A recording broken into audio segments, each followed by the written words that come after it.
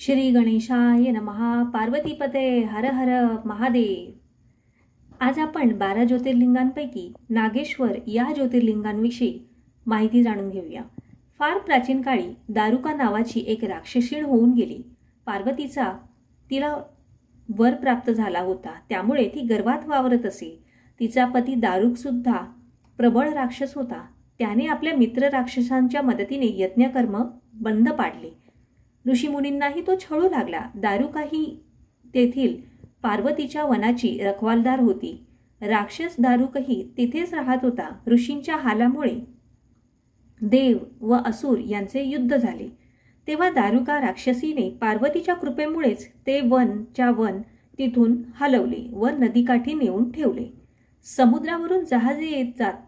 राक्षस आता त्या लोकांना छळू लागले. असेच एके दिवशी राक्षसांनी काही व्यापारी लोकांना पकडले, त्यांना कैद केले व दारुकाकडे नेले. सुप्रिय नावाचा जो वैश्य होता तो अत्यंत शिवभक्त होता. त्याने शिवाचे पूजन करण्यास सुरुवात केली. ओम नमः शिवाय या मंत्राचा त्याने जप करण्यास सुरुवात केली.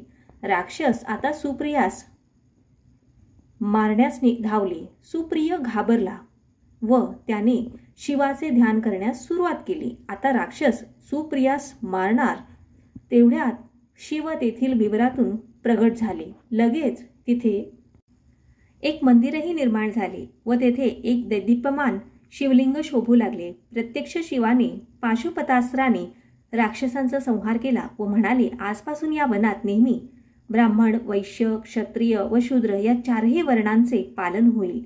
हेच ते नागेश्वराचे ज्योतिर्लिंग. बोला पार्वतीपते हर हर महादेव.